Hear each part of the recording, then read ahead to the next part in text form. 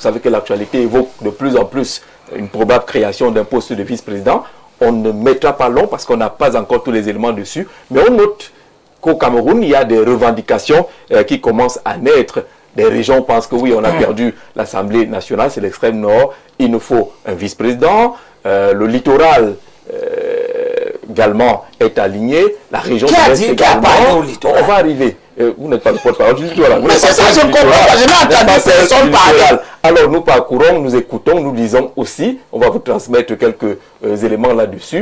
Est-ce que c'est des revendications qui peuvent compter? Pourquoi est-ce qu'on s'agite autour de cette affaire, professeur, de probable création de poste de vice-président et que des régions pensent revendiquer de droit? Merci de me poser la question. Il y a des spéculations sur l'instauration par la constitution d'un poste de vice-président. Et évidemment, cela s'inscrit dans un jeu politique camerounais qui a ses habitudes. Et ces habitudes-là nous renvoient à l'ancrage communautaire de la construction nationale. Parce que sociologiquement, anthropologiquement, nous sommes un pays de communauté.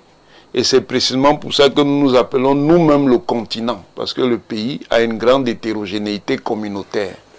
Et dans la construction, donc dans la régulation républicaine de la communauté, il y a donc des logiques de partage. Alors les gens estiment qu'ils peuvent attendre, si un poste de vice-président a été créé, qu'il soit occupé par un ressortissant de leur communauté. Ce qui montre bien l'ancrage de la mentalité communautaire, au-delà du bavardage et de la rhétorique. Si les gens attendent que le vice-président soit de tel ou tel foyer communautaire du pays, ça montre bien qu'il y a un ancrage communautaire. Alors, différentes communautés estiment qu'il serait légitime de les représenter parce que d'autres qui sont intéressés par la même position sont déjà représentés ailleurs. Voilà. D'accord. Valère Bessela, vous comprenez la question. Dans ce sens-là, il y a un peu de partage, il y a de représentativité communautaire. On est obligé de gérer avec ces éléments. Non, mais pourquoi est-ce qu'on est obligé de gérer avec ces éléments? Je crois que cette logique de travail et de gouvernance nous a été imposée. C'est ceux qui ont dirigé ce pays depuis Aïdjo qui ont habitué les Camerounais à penser que bon, il faut toujours équilibrer. Quand tel est d'ici, il faut mettre tel de l'autre côté pour essayer de... Bon, on comprend que c'est une logique... Est-ce qu'on peut fonctionner sans? Non, je dis qu'on comprend que c'est une logique qui pouvait encore tenir jusqu'à une certaine époque parce que l'État était encore tout neuf et donc on pouvait encore le penser. Et la ressource humaine aussi, l'élite intellectuelle n'était pas encore vraiment assez cousue. On peut le comprendre, mais on ne peut plus le comprendre de nos jours que les gens pensent qu'en fait il y a ci, il y a ça. Moi j'ai toujours dit, et je le répète encore, cette affaire de vice-président que Paul Biya avait instaurée là, c'est une division encore du Cameroun, un émiettement du Cameroun qui va accentuer. Parce que pour moi, je sais naturellement que si on rentre dans sa logique, il serait naturel qu'il pense à nos frères des régions du nord-ouest et du sud-ouest. Parce que je ne comprends pas que ceux de l'extrême nord s'agitent encore. Ils ont eu un président de l'Assemblée nationale pendant 34 ans qui n'a rien foutu là-bas. Mada, Mora, Tokombere sont des bourgades comme ça. Qui ne ressemble à rien du tout. Je parle de connaissance. C'est pas toi qui le dis. Hein. Je parle de connaissance. Moi, j'ai travaillé là-bas, donc je te dis que pour y aller, même quand vous partiez de Maroua, mon époque, là, en 2016, quand on vous dit que vous devez aller à Mora, non, vous savez que votre voiture elle va souffrir, si jamais vous en avez. Donc, parfois, il y a une insécurité. Mais non, c'est un problème. Donc, je ne sais pas pourquoi. Ce qui revendiquent là, je ne pense même pas que c'est les populations de ces zones-là qui revendiquent, parce qu'il ne leur a servi à rien du tout. Kaba n'a servi à rien du tout. Oui. Ce qui revendique cette affaire, c'est certainement cette même élite qui a profité de lui et à laquelle il a profité aussi pour pouvoir donner des bakchiches, ainsi de suite, pour tenir le bastion électoral. Je crois que ce n'est que ça. Maintenant, pour la région de l'Est, bon, ils ont travaillé quoi? Ils travaillent même quoi? Parce que c'est ça vraiment, vous êtes de l'Est, monsieur Essek, je comprends votre sourire. Ils ont travaillé quoi? Et est-il comme Hilarion Eton est toujours là-bas, c'est votre frère là-bas. Il est du centre, il y en a plein là-bas chez vous. Zengele n'est pas de là-bas chez vous. Il a toujours le grand ami du président depuis longtemps, ainsi de suite. Il a fait des rois là-bas, il a mené des ministres même qui n'avaient même pas de diplôme, qu'on a encore chassé même. L'ancien ministre de l'eau et de l'énergie, vous l'appeliez comment en 2008 là? Il avait un nom là. Non, pas encore. Non, il y avait un autre là, vous allez vous en souvenir. Donc, il a joué à la chasser. Donc, qu'est-ce qu'il a fait pour l'Est? Yves Melindo et Belombe qui se sont enchaînés. Oui, il y a un autre qui est passé là. Quand vous avez donné le nom, je vais Oudou. Non, 2008, 2009, 2010 là. D'accord, allez-y. Donc, vous avez donc des gens comme ça qui n'ont servi à rien pour la région de l'Est. Parce que quand il faut se partager ce qu'on appelle les agréments pour piller votre forêt, pour piller vos mines, ainsi de suite. Non, ils sont des intermédiaires. Ils sont des intermédiaires. D'ailleurs, même ils ont accepté qu'on liquide Dodo Ndoké à ce poste-là. On n'a pas entendu cette élite-là parler. Quand on a liquidé Dodo parce qu'il n'est pas mort, nous le savons très bien.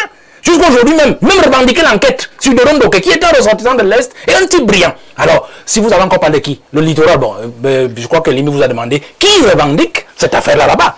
Donc si vous cherchez, si Elimi ne connaît pas qui revendique, lui qui est imprégné de la question Sawa, des questions du littoral, vous comprenez que ça vient encore des salons feutrés. Donc je crois qu'en fait, il y avait divisé le Cameroun encore davantage, juste pour rester au pouvoir. Et pour moi, puisque c'est déjà... On parle plutôt de recherche puisque quel équilibre, même s'il vient même, parce que moi je suis en train de dire que comme le peuple est ingrat, parce que le peuple ne fera rien. Nous les opposants, on est là, on se bat, mais ce peuple accepte toujours que nous prenions les poignards. Le peuple est le premier à venir, même encore nous ficher les poignards dans le dos. Alors, puisque ce sera donc déjà acté qu'il va instituer un poste de vice-président dans la Constitution, mon souhait, puisqu'on n'y peut pas grand-chose, c'est que moi, il pense aux régions du Nord-Ouest et du Sud-Ouest. Même si ce sera un vice-président nommé, ce qui est une aberration, mais qu'il pense à eux. Donc, je finis en disant que Biya n'est pas un homme sérieux. Vraiment, je le dis toujours, il n'est pas un homme sérieux. Non, il n'est pas un homme sérieux. On s'est attendu que même s'il avait son affaire de vice-président là, on s'est attendu que l'une des chambres au moins, c'est-à-dire que là où le pouvoir se gère. Parce que c'est ça, quand vous voulez me donner quelque chose à quelqu'un, on est quand même, disons que le Cameroun est 2 enfants. Un est du nord-ouest et du sud-ouest, l'autre est des 8 autres régions. Quand vous voulez partager, donnez quand même à chaque enfant quelque chose qui fasse qu'il pense quand même qu'il est de la famille. On aurait dû donner l'une des 2 chambres. L'une des 2 chambres, je pense que même à Idio, cela a toujours été comme cela avant. Avant que Biya vienne changer tout, après c'était après tant de monde, c'était la Foncachan en 92 pour que l'autre là vienne faire 34 ans. Donc il y a un souci, vous savez, il ne faut pas se moquer de ces gens-là, c'est des Camerounais comme nous tous, vous comprenez, et il ne faut pas penser qu'on va donner à l'ouest l'Assemblée nationale, ils avaient déjà le Sénat, on descend à l'Assemblée, et puis on fait un jeu de chaises, on donne aux autres encore au septentrion le Sénat, et vous dit qu'on va donner à nos frères du nord-ouest et sud-ouest, une affaire où on aura un président nommé, mais je souhaite, et je sors par là, je pense que le professeur n'aime pas ça. Biya, il même un vice-président. Je crois que ça en sera fini pour lui. Les génies que moi je connais en haut là-bas, on n'aura pas longtemps à ce poste-là. Dès que vous avez un vice-président, le pouvoir. Ah non, je crois qu'il va le perdre dans les années qui vont suivre. Comment est-ce qu'on comprend ces revendications? Est-ce que c'est par souci de récompense, d'équilibre, ou on est dans une logique de partage, où finalement le maître, pâtissier, propriétaire du gâteau est le président Biya? Ce qu'il faut d'abord relever, c'est que c'est difficile, on a du mal à lier ces équilibres sociologiques, ce partage avec l'efficacité. Et au Cameroun, le tribalisme a désormais un coût économique et social très élevé. Beaucoup de paralysie qu'on observe, on parlait de restructuration, de réformes des entreprises publiques, tout ça vient un peu de ce tribalisme, c'est-à-dire que, bon, je suis élu, je suis nommé, je ramène mes frères, ma famille, qu'ils soient compétents ou pas, c'est notre tour. Donc ça a un coût. Et même, lorsqu'il faut préserver ces équilibres, je peux vous dire que, en réalité, c'est une petite minorité dans chaque région qui profite de ces équilibres. C'est-à-dire que monsieur Bessal était diplômé de l'ENAM. Lorsque on tient compte de ces équilibres sociologiques à l'entrée de l'ENAM, vous avez des gens qui occupent des places au nom de certaines régions qui n'ont même jamais mis les pieds là-bas. C'est des élites ici à Yaoundé. C'est-à-dire que leurs enfants sont dans les meilleures écoles, les meilleurs lycées, et même s'il faut compétir, ils sont compétents, mais au niveau de la répartition, on va indexer à la région dont est issu leur père, alors qu'ils n'ont jamais mis leur pied là-bas. Et donc on se partage ces choses ici à Yaoundé. Et effectivement, politiquement, et là, la traduction politique, comme on disait tout à l'heure, c'est que on l'a vu à l'élection présidentielle. Le président Paul Biya a fait des efforts effectivement pour essayer de maintenir ces équilibres, intéresser tout le monde à la gestion de l'État. Mais que font ces élites là-bas pour ceux qui sont censés représenter? C'est un problème de fond. Et plus on avance, plus on s'embourbe, à mon avis. Mon humble avis, parce que quand on voit les résultats des élections présidentielles, avant nous avions quand même au sein du parti, nous avions une génération qui mouillait sérieusement le maillot. Mais j'ai pas l'impression que plus on avance, plus les gens mouillent le maillot. Ils ont ces critères de répartition du pouvoir administratif ou politique. Et ensuite, ils restent, ils travaillent pour eux-mêmes et leurs familles, leurs enfants. Ils laissent même ces territoires qu'ils sont censés représenter. Je crois que c'est un problème de fond. Si on veut faire une république, et qu'on va essayer d'avancer vers la république à l'occidental, bon, on peut penser... Non, je suis d'accord avec vous. On peut penser que, comme ailleurs, la ville, effectivement, a fait germer la République.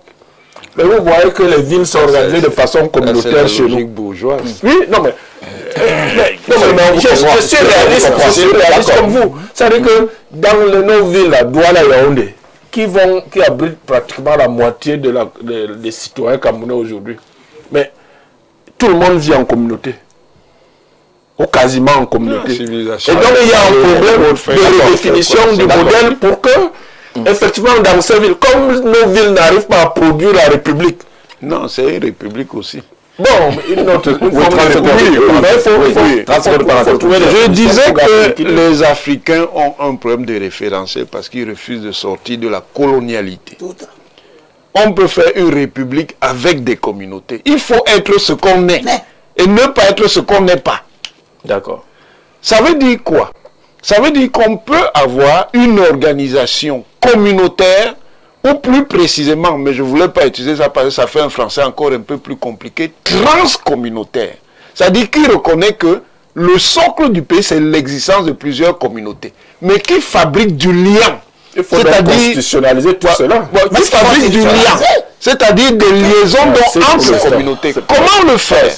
On le fait par ce qu'on appelle la régulation politique. Il y a la régulation politique dirigeante. Ça veut dire que dans l'architecture du pays, symboliquement, il faut qu'on voit qu'il y ait des dirigeants qui viennent de tous les foyers du pays.